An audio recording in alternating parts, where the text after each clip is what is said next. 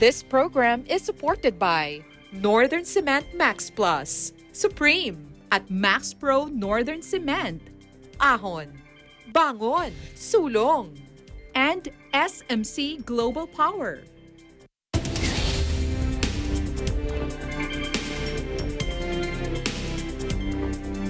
Hello, I'm Alma Angeles and you're watching Eagle News International. On tonight's headlines. A lone gunman killed 4 people and wounded 3 more, including a police officer, after opening fire in multiple locations across Colorado before being shot dead. Hundreds of thousands of more people were ordered to stay home in northern China, joining millions under strict lockdown as authorities race to contain a surge in COVID cases that have reached a 21-month high. President Duterte urged Congress or the next president to repeal a law requiring the assessment of reports on disaster areas before a state of calamity is declared. So much preparation. Yes. And take a look, David Aguilar, also known as Han Solo, is a 22-year-old Andorran bioengineering student who builds prostheses from Lego pieces for himself. And now, he has created a prosthetic arm specially adapted for Beckner, an 8-year-old boy with a disability living in Strasbourg. It's covered with the pipe.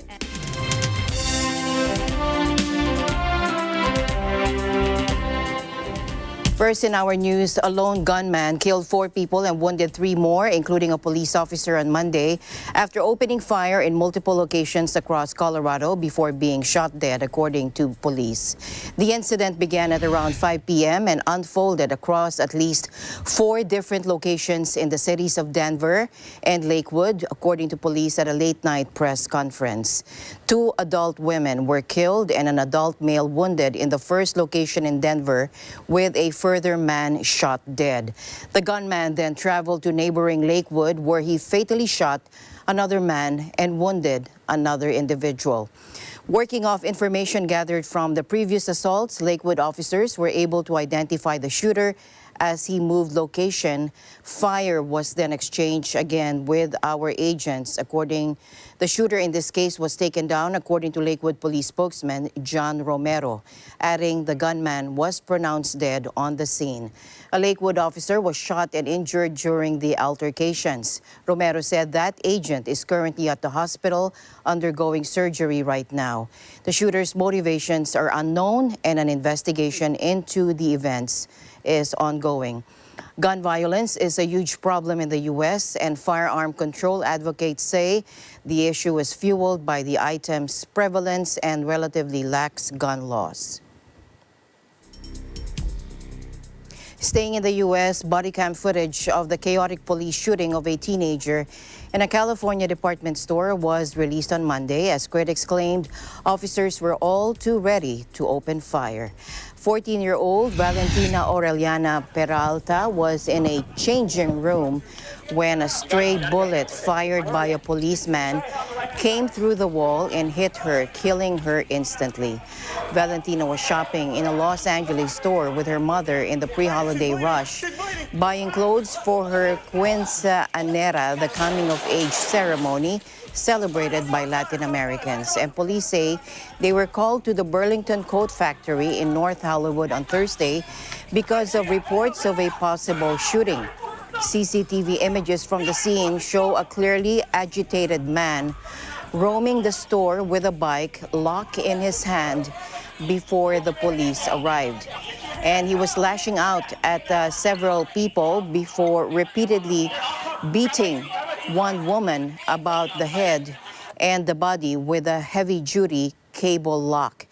As you can see here on the screen, the police body cam footage also shows a number of officers earlier arriving at the scene with the guns drawn. Seconds after, they located the suspect, and one of them opens fire with a long-barreled gun. He falls to the floor and is handcuffed. A police commentary showed a freeze frame that it says shows one of the rounds the officer fired skipping off the floor and hitting the outside wall of the changing room where Valentina was hiding with her mother. Police Chief Michelle Moore said he had ordered a full investigation of the incident. Hispanic civil rights group LULAC said responding officers had acted recklessly. The shooting is the latest in a country where law enforcement readily resorts to deadly force when confronting criminal suspects. There is no official national record of fatal shootings by U.S. police officers, and reporting of incidents by police department is voluntary. A tally by the Washington Post published Monday shows more than 900 people have been shot and killed by police in the last year. Hundreds of thousands of more people were ordered to stay home in northern China on Tuesday, joining millions under strict lockdown as authorities race to contain a surge in COVID cases that have reached a 21-month high. China, where the virus emerged 2 years ago, has followed a zero-COVID strategy of tight border restrictions, lengthy quarantines, and targeted lockdowns as Beijing prepares to welcome thousands of overseas visitors to February's Winter Olympics. But authorities have faced a resurgent virus in recent weeks, reporting 209 infections today, the highest single-day tally since March last year, when the pandemic raged through the central city of Wuhan. The surge, while low in comparison to rampant cases in Europe and the U.S., has prompted authorities to impose what they have called the strictest possible curbs in the northern city of Xi'an, whose 13 million residents are entering a 6th day of home confinement. The city has set up over 4,400 sampling sites and deployed more than 100,000 people to handle the latest round of testing, according to state broadcaster CCTV. But banned from driving and limited to sending out one household member every 3 days to buy groceries, many Xi'an residents have taken to social media to call for help in acquiring food and other essentials. Authorities have insisted that supplies remain stable as they maintain strict controls on movement into and out of Xi'an. Students have also been banned from leaving university dormitories unless necessary, according to CCTV. And Australia recorded another record surge in COVID infections today as an outbreak of the highly infectious Omicron variant disrupted reopening of the economy. The country reported 11,264 new cases of the coronavirus in the previous day, according to a Reuters calculation of state figures. The Omicron variant, which medical experts say is more transmissible but less virulent than previous strains, began to spread in Australia just as the country got underway with plans to reopen for good after nearly 2 years of stop-start lockdowns. Meanwhile, New South Wales has reported its first Omicron fatality with the death of an elderly man.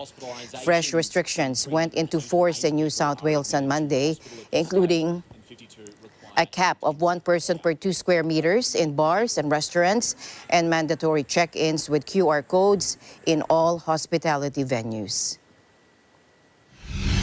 And the Hong Kong government ordered a 2-week suspension of Korean Airlines flights. Korean Air said on Monday the decision came after some Korean Air passengers traveling from South Korea to Hong Kong tested positive upon landing last week.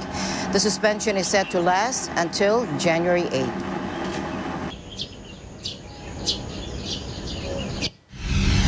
And South Korea has approved the emergency use of Pfizer's antiviral COVID pills, according to the Ministry of Food and Drug Safety. The drug, called Paxlovid, is expected to help prevent serious deterioration of patients and diversify COVID treatments, Drug Safety Minister Kim Gang-lip told the media.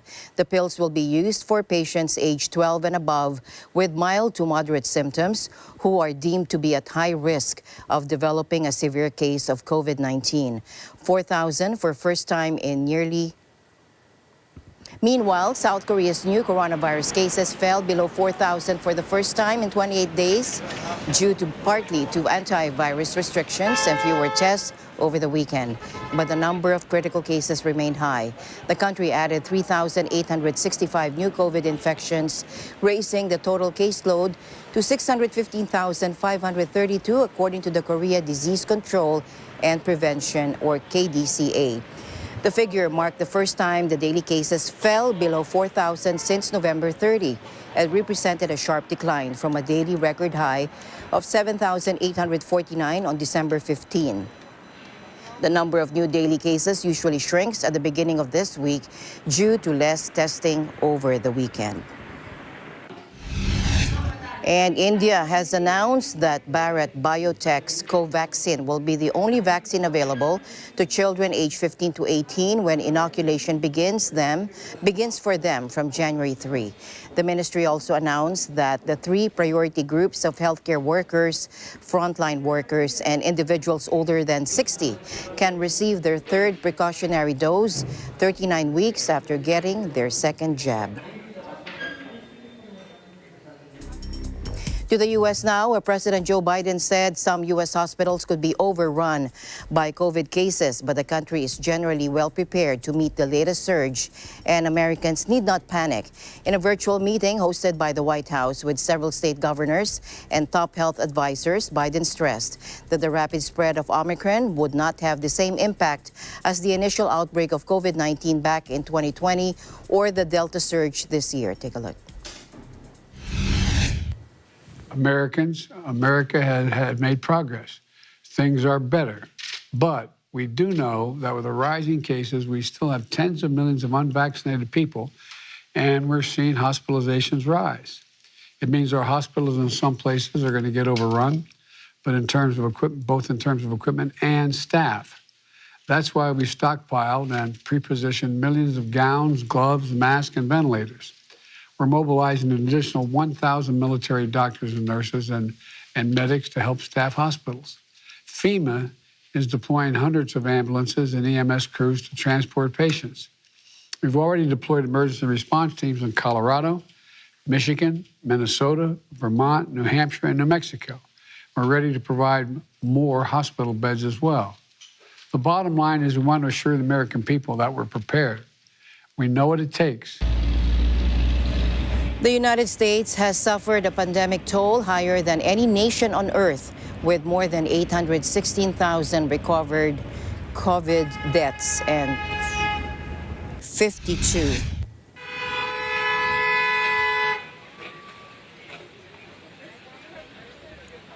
Meanwhile, U.S. health authorities on Monday night have the recommended isolation time for people with asymptomatic COVID-19. The recommendation, which are non-binding but closely followed by U.S. businesses and policymakers, further suggests that the 5-day isolation period be followed by 5 days of wearing a mask when around others.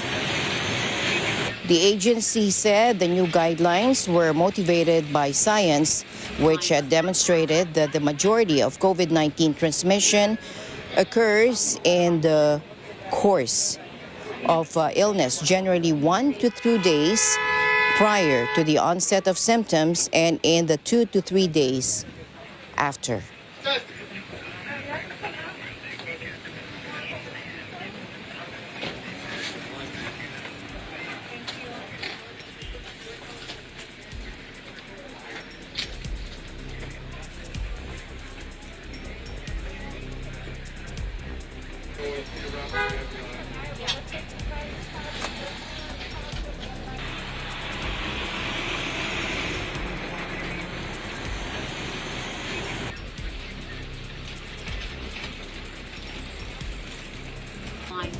And the news continues here on Eagle News. We'll be right back.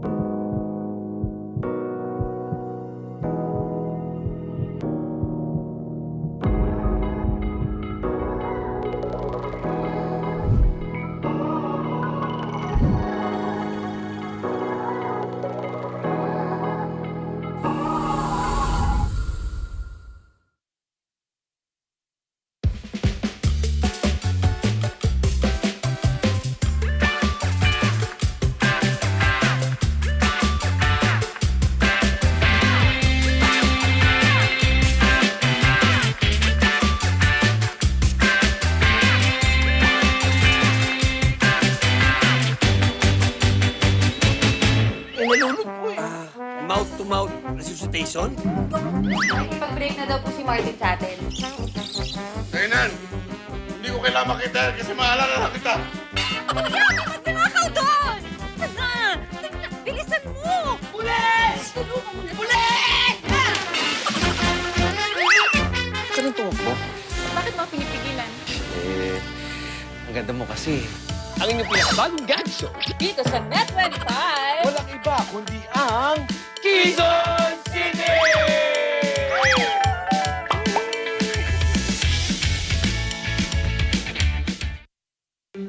Alam namin ang iyong pagsisikap. Dama namin ang iyong mga sakripisyo.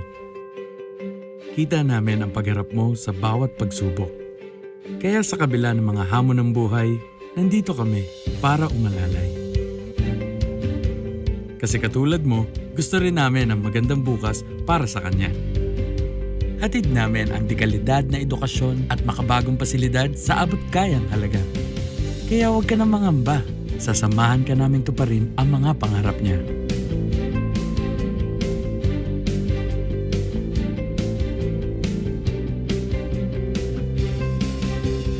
Maaasahan mong sulit dito ang mga pinagsikapan mo. Sa aming mga makabagong pasilidad at sistema ng edukasyon. Mailalabas natin ang aking talino at mga kakayahan niya.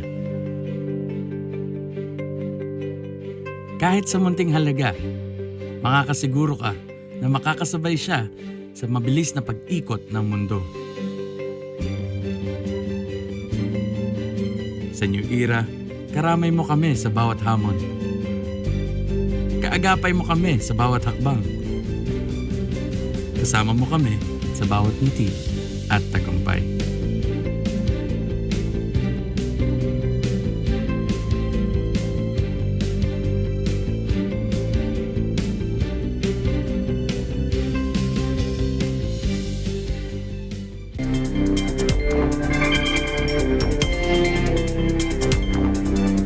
Welcome back. A powerful winter storm battered the U.S. Monday, dumping much-needed snow on the drought-parched mountains of California, but causing travel misery over a wide area. Take a look.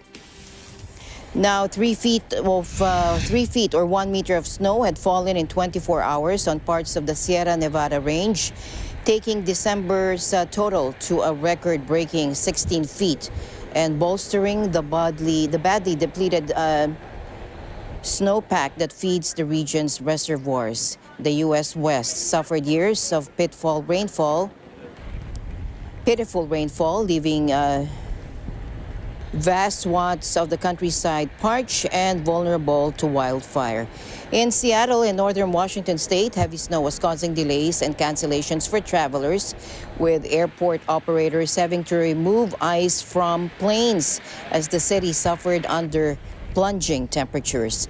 Much of the Oregon was also under a winter storm warning, with a further blanketing of snow expected overnight Monday.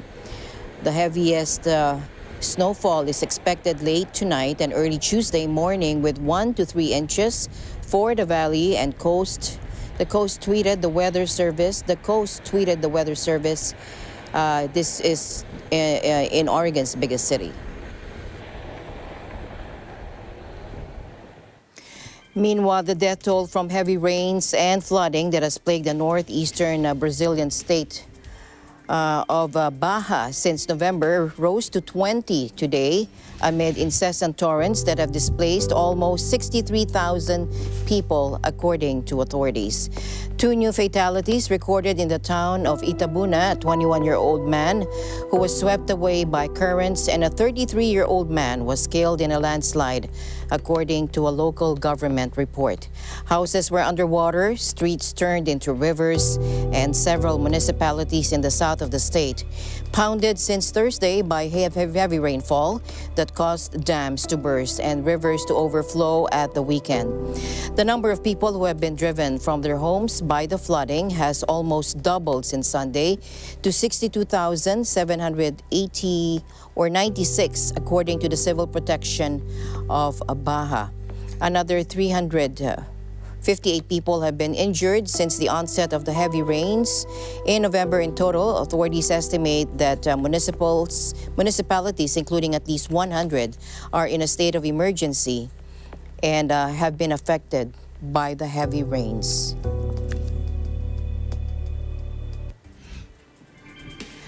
Meanwhile, Czech vets are due to call 80,000 hens at a farm. Over 100,000 animals have died of bird flu since late last week, according to the state veterinary office.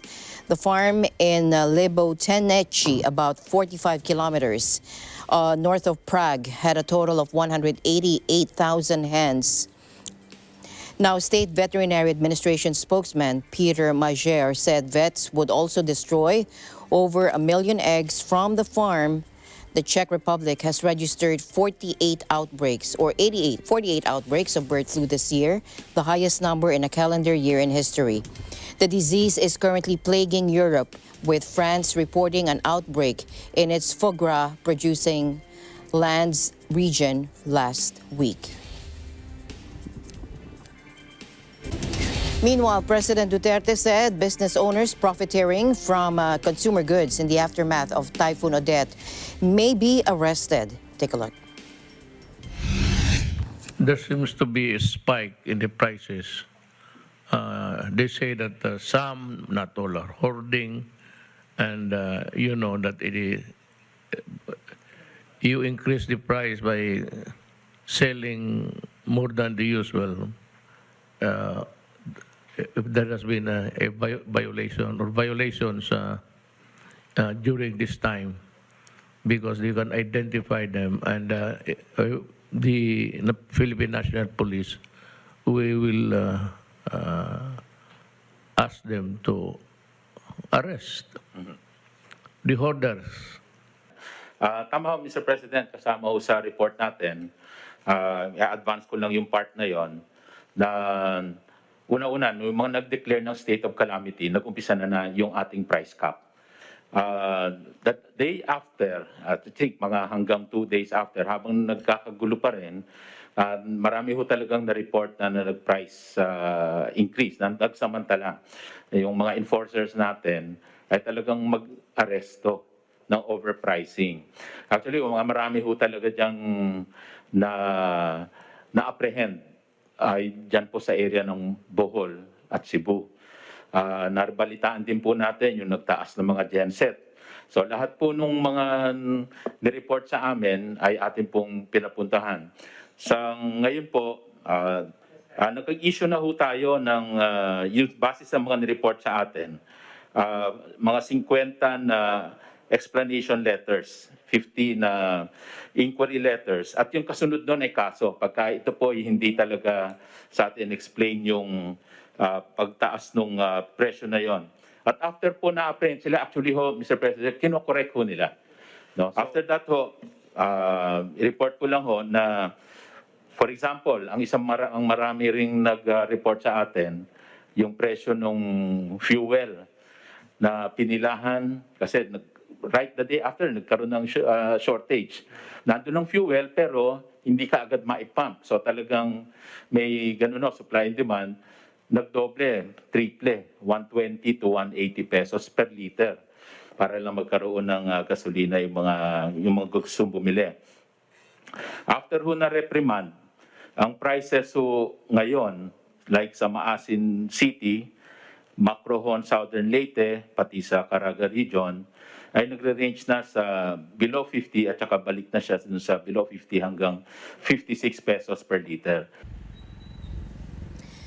On December 21, the President signed Proclamation Number 1267 declaring a state of calamity in areas battered by Typhoon Odette, particularly Mimaropa, Region 4B, Western Visayas, Region 6, Central Visayas, Region 7, Eastern Visayas, Region 8, Northern Mindanao, Region 10, and Caraga, Region 13.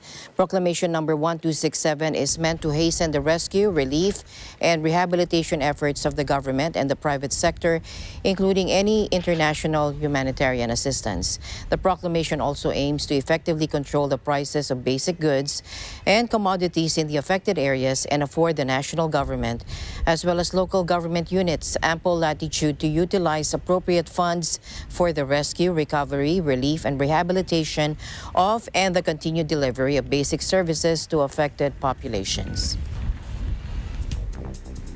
Meanwhile, President Duterte urged Congress or the next president to repeal a law requiring the assessment of reports on disaster areas before a state of calamity is declared.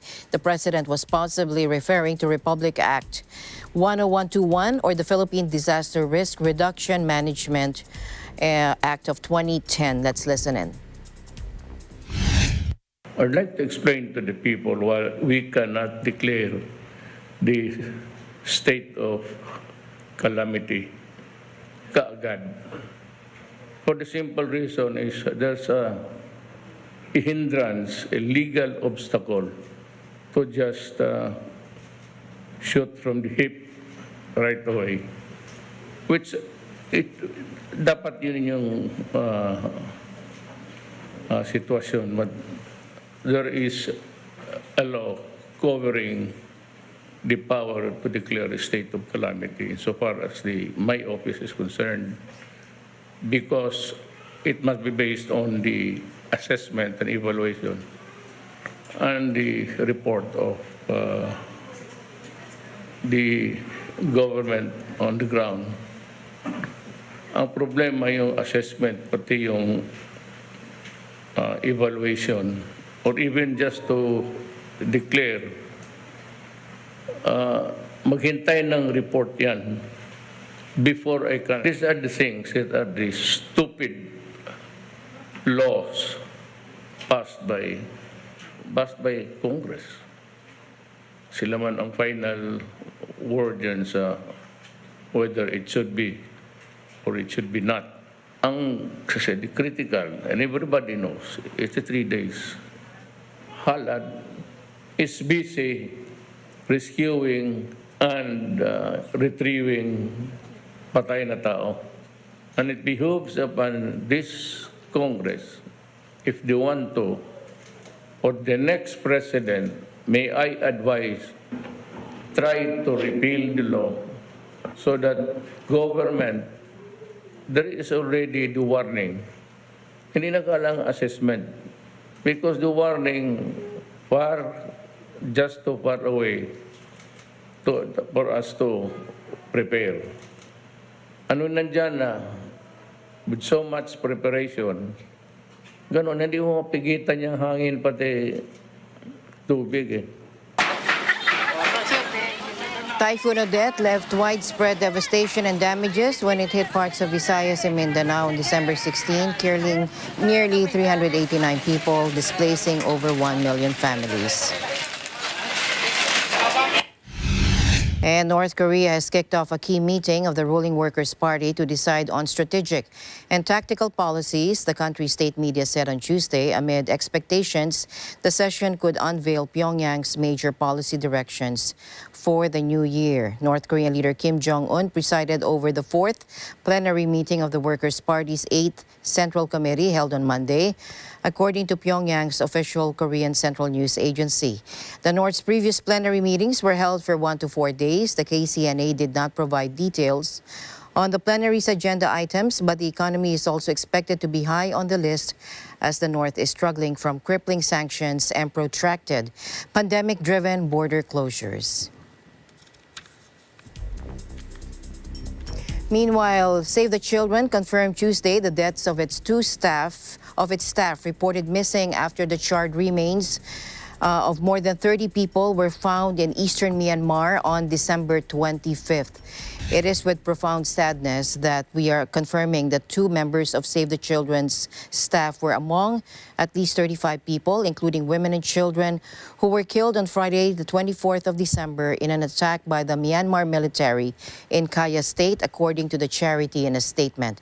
On Saturday, photos appeared on social media purporting to show 2 burnt-out trucks and a car on a highway in Pruso Township in eastern Kaya State with the charred remains of bodies inside. Local anti-junta fighters and a monitoring group accused junta troops of carrying out the attack in Pruso after clashes with dissidents in the area. The 2 men had been working on a humanitarian response in a nearby community when they were caught up in the attack, according to the charity. Meanwhile, Qatar's main healthcare provider has suspended leave for all medical and administrative staff dealing with COVID as infections surge across the Gulf. The Sixth Gulf Cooperation Council states, or GCC, Bahrain, Kuwait, Oman, Saudi Arabia, and the UAE, as well as Qatar, have been recording their highest numbers of new cases in months. It said staff would be compensated for working overtime as the country gears up to host the 2022 World Cup. Since the pandemic began, Qatar has recorded more than 248,000 infections, including 616 deaths. Monday's tally of 343 infections was the highest since May. Altogether, the 6 members of the GCC have recorded more than 2.5 million cases, among them over 19,000 deaths. In other news, famine is devastating the south of Madagascar, the first country in the world to experience such conditions due to climate change, according to the United Nations. The current situation, brought on by years of persistent drought, prompted the World Food Program Executive Director David Beasley, who recently visited the country, to say it was akin to something you see in a horror movie. Take a look. My stomach hurts. I have diarrhea. It hasn't rained for 3 years in this remote part of southern Madagascar. Villagers have no crops. Humanitarian workers have little access. Bandits plunder what's left. When the first load of food aid finally got through in March last year, it was too late. 150 people had already died of hunger. Sinazi was almost one of them. Local officials scraped together some help for her and her 8 children. We were really helpless, like skeletons. We couldn't even walk anymore. We could have collapsed just by tripping on a twig. My children cry. They cry so much, with all their hearts, with all their strength. This one has already fainted from crying so much. Then there are the rural gangs. Sinazi's family lost nearly everything in repeated raids. Her daughter dresses in an old rice sack. They also use it as a bed.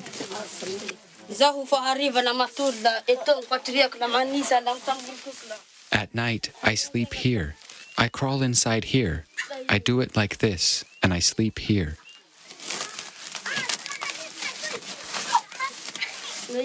I'm cold, and I curl up. The bag takes away the pain. If I slept directly on the floor without this bag, it would hurt.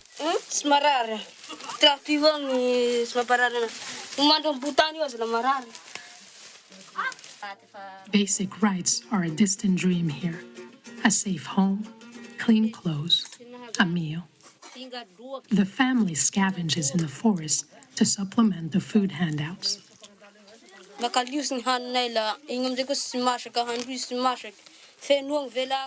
We eat wild roots, but we are not able to cook them. We put them in the pot. We cover them with water, but it stays raw. The roots are always hard. We eat them, but it doesn't fill us up. My stomach hurts. I have diarrhea. When I go to the toilet, my stools are yellow, and sometimes there is blood. I would like a blanket, clothes, and sandals, but most of all, I would like to eat.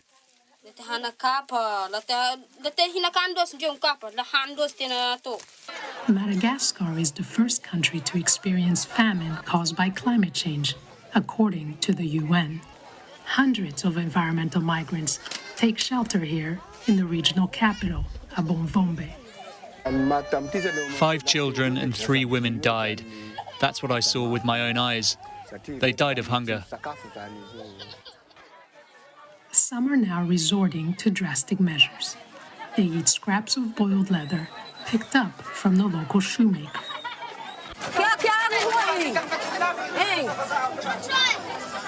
This is how we do it, like this. Look, we scrape it like this. Then we do this, but my knife is not that sharp.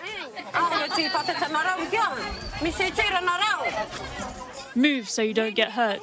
Move out of the way. We cut it like this. But this is impossible to cut because it's hard as wood. You think we throw this away? Once it's boiled, we'll eat it straight away because we're so hungry.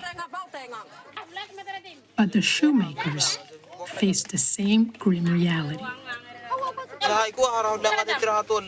We eat it as well. We cook it if we don't make any money, if no one is buying. The government will build roads and a pipeline and bring in clean water, part of 140 projects to help the region get back on its feet. Monsieur le Président Radziwiłł a donné au ministre 3, 6. President Raswell has given the ministers 3, 6, 12 and 18-month targets to get results. He absolutely wants these projects to have a real impact on people within 18 months. Soit un réel impact pour cette population. Donc, bien évidemment, of course, we're talking about roads. We must consider the delays in road construction. We're talking about a pipeline. So that obviously is a big project that will start in January. Effectivement, c'est un gros projet donc, qui démarrera en janvier. Meanwhile, the World Food Program is running out of money to help. It still needs $78 million to get through the next lean season, which starts in October.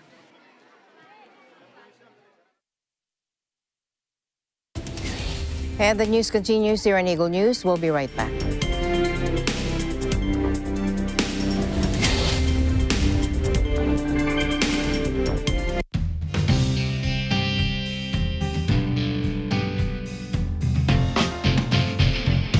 Ahon, bangon, sulong. Ahon, bangon, sulong. Pangarap ng bawat Pilipino. Hangarin ng Northern Cement. Ahon, bangon, sulong. Pinalaki ng Northern Cement ang kapasidad ng kanilang planta para steady ang supply ng sementong tigasin. Northern Cement Max Plus, Supreme at Max Pro. Ahon, bangon, sulong. Mula noon hanggang ngayon, gabay natin ang MTRCB ratings sa matalino at responsableng panonood.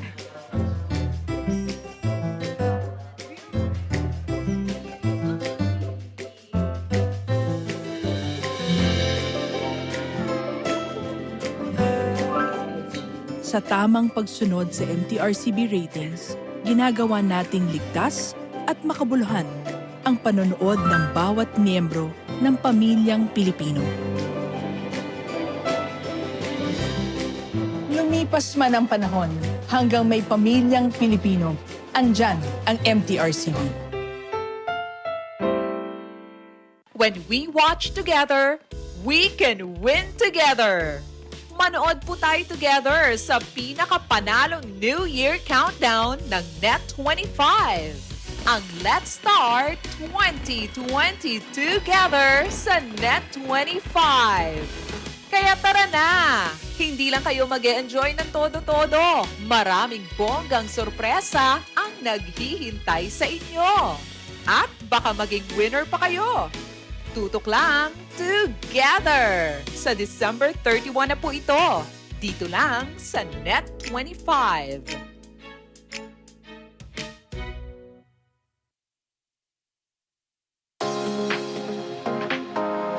Quezon Province is home of the most beautiful islands in the Philippines. At isa na rito ang Town of Pagbilao. Kaya tara, ating pasyalan! Kilalang-kilala ang Pagbilao sa ganda ng mga white sand beaches, island hopping destinations, sandbars, ecotourism sites, falls, caves, island resorts, at mga katakam-takam nilang mga pagkain. Ang sarap! Kaya ko to! Kaya ko to! Wow na wow ang Pagbilao!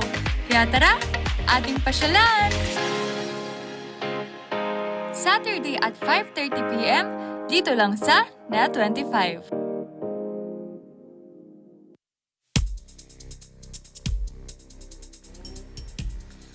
Welcome back. A Russian Soyuz rocket on Monday took 36 more satellites from British operator OneWeb into orbit, bringing the company more than halfway towards its goal of providing global broadband internet.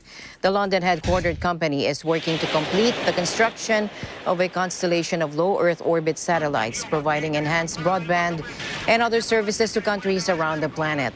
The UK company plans for its global commercial internet service to be operational by next year, supported by some 650 satellites. With the latest mission, it now has a total of 394 satellites in orbit for the constellation. The Russian rocket, operated by Europe's Arianespace, took off at 13:10 GMT from the Moscow-leased Baikonur Cosmodrome in ex-Soviet Kazakhstan. OneWeb is competing in the race to provide fast internet for the world's remote areas via satellites, along with tech billionaire Elon Musk and fellow billionaire Jeff Bezos of Amazon.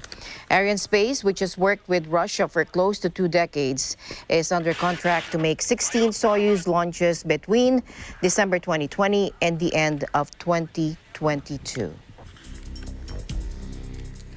And finally, in our news, David Aguilar, also known as Han Solo, is a 22-year-old Andorran bioengineering student who builds prostheses from Lego pieces for himself.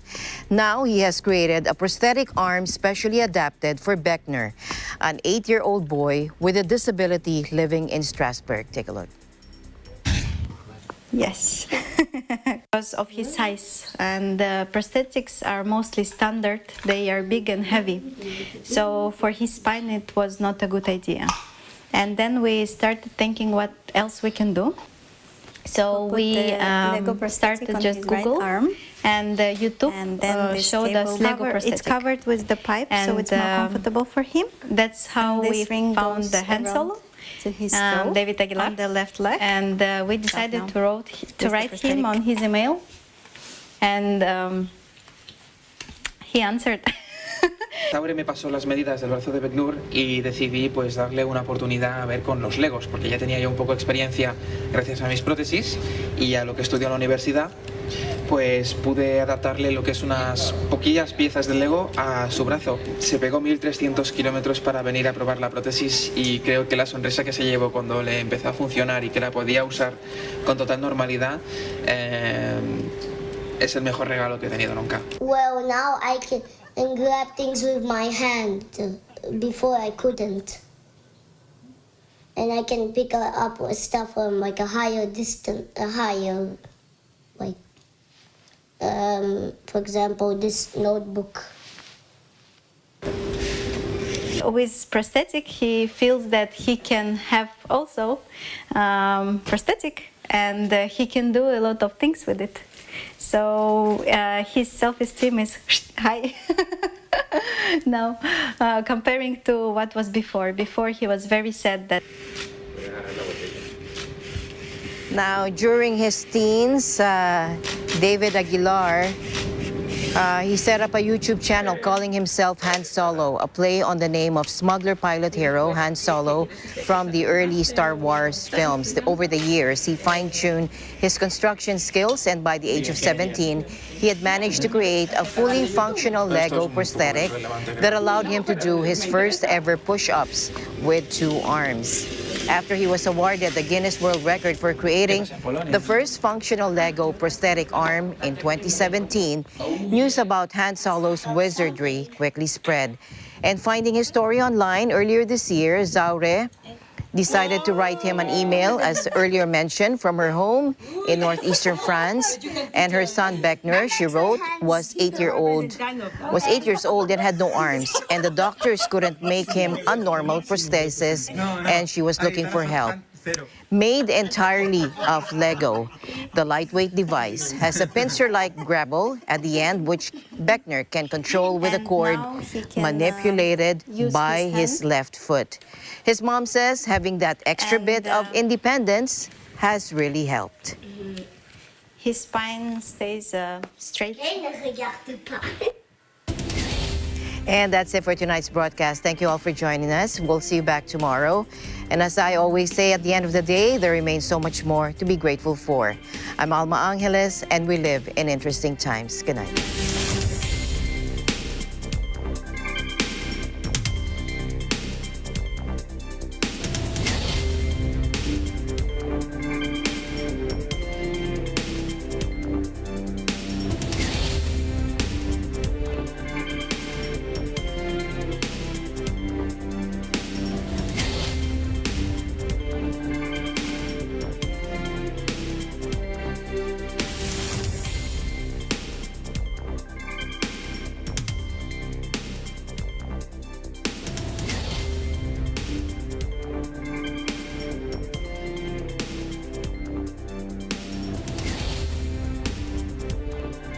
This program is supported by Northern Cement Max Plus, Supreme at Max Pro Northern Cement, Ahon, Bangon, Sulong, and SMC Global Power.